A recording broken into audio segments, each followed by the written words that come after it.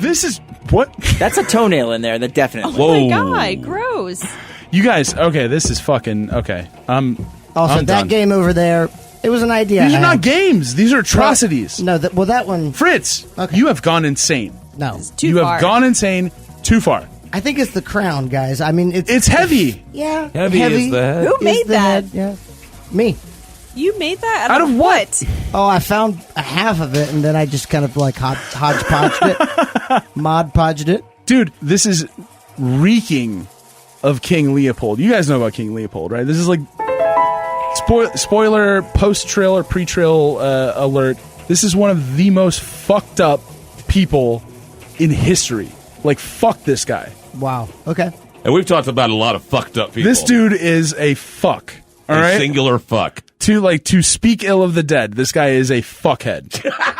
I like it. King Leopold II, surviving son of Leopold I and Louis of Orleans. Succeeded his father to the Belgian throne in 1865 and reigned for 44 years, longest of any Belgian monarch. He died without any surviving male heirs and was succeeded by his nephew, Albert I. Okay. So that's like the clean stuff that happened in this fuck. So Leopold was the monarch of Belgium, and at the time he instituted a number of, and this is something that we've noted in several of these stories, some helpful local policies with Renovola. Emalema Ding Dong. She had kind of like, it was a little isolationist, but she had an idea of, conserving her local tradition and cultures. Ivan was apparently some type of like successful ruler and was able to bring these Russian principalities to heel. Ish. Similar to Leopold II. He had a number of things that we would consider to be socially progressive laws passed, right? Like he passed child labor laws, so no children were allowed to work in factories. Nice guy. Yeah. They're only allowed to work 18 hours a day. Right. So there's like your conservative cuck Belgian people will like look back on this and sort of look at this guy as a successful leader for Belgium, but the truth was anything but. Leopold II was convinced that the future wealth of his nation and of European nations lied in the unexplored territories of Africa and South America and Southeast Asia. So basically, he was an originator of the colonialist attitude of basically exploiting these underdeveloped areas for their natural resources. And as such, he developed what he called the... So this guy was a slave trader and saw an untapped natural resource into just going into in the way country. that like most white people from that time with power were slave traders. He kind of he turned the slave trade on its head, essentially, in that he occupied a certain area in Africa and declared it his own science and games center, his own area to develop kind of the Congolese nation, as he put it. Oh, no shit. It sounds really altruistic, right? The guy was ultimately responsible for roughly, scientists say, between 10 and 15 million deaths in the Congo. They say at least half of those were likely due to disease brought from European people to native Africans, and a number of diseases that came from that: sleeping sickness, amoebic dysentery, smallpox, things like that. So a large swath of the native population of the Congo was essentially exterminated by this man and his zeal to expand his influence in Africa. Well, that would be like unintentional consequences, right? Like if he had... Well, so I guess the disease... Oopsie deaths. The disease you can call an oopsie death if you want to be that crass, but I think that, like I said, 50% of 10 to 15 million. So let's call it 12.5, just to give you a nice round one. Right. So 6.25 million people died of what? Something else. Right.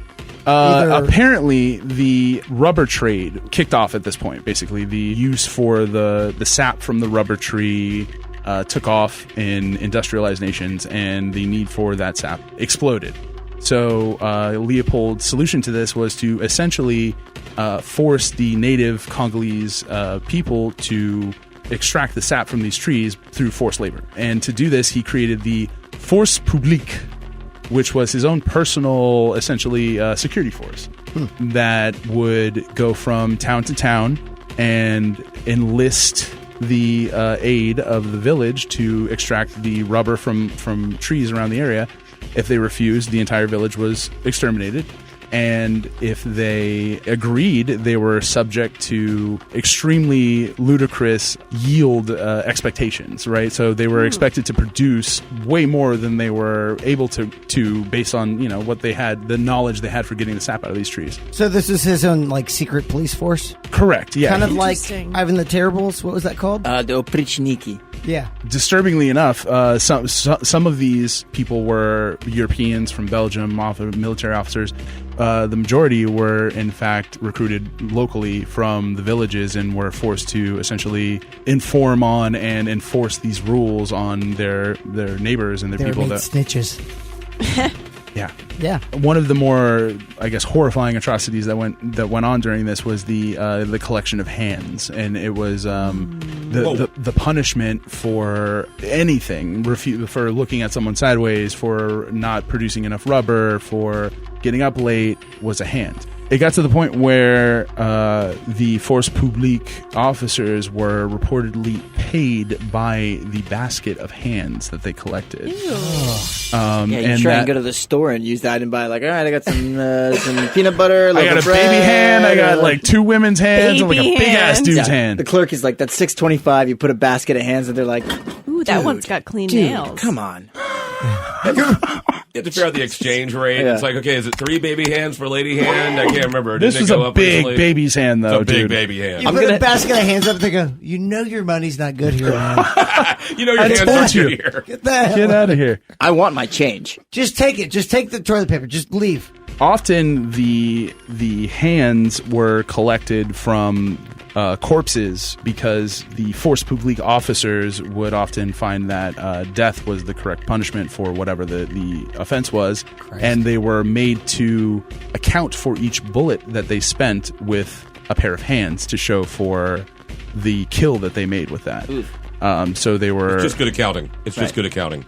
So one of the more disturbing things that I read was a quote from a Catholic priest who spoke with a man named Swambe, Good guy. who was under the purview of a man named Leon Fieves, who sounds Spanishy, but probably European, probably not African.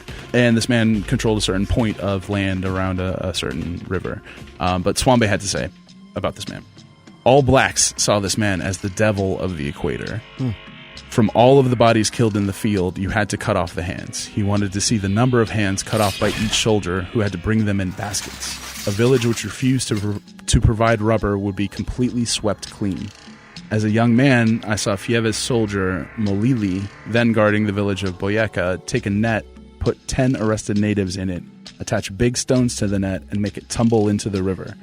Rubber is what causes these torments. That's why we no longer want to hear its name spoken. Soldiers made young men kill or rape their own mothers and sisters. Damn. Wow.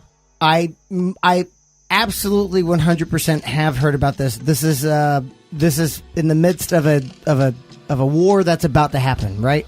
This is during what they're calling the red rubber trade. Yes, and it's going to be a lot worse than this. So, right. I mean, this is the sort of initial colonialization of Africa, and this is where people were like, well, then France jumped in. Well, fuck, we're not going to let Belgium have all the fun, and they, it's like they're having a blast down there with all those fucking hands. It expanded from there. So there was basically, like I said, all told, the quote-unquote Congo Free State, as King Leopold II dubbed it, was responsible for roughly, scientists say, between 10 and 15 million deaths.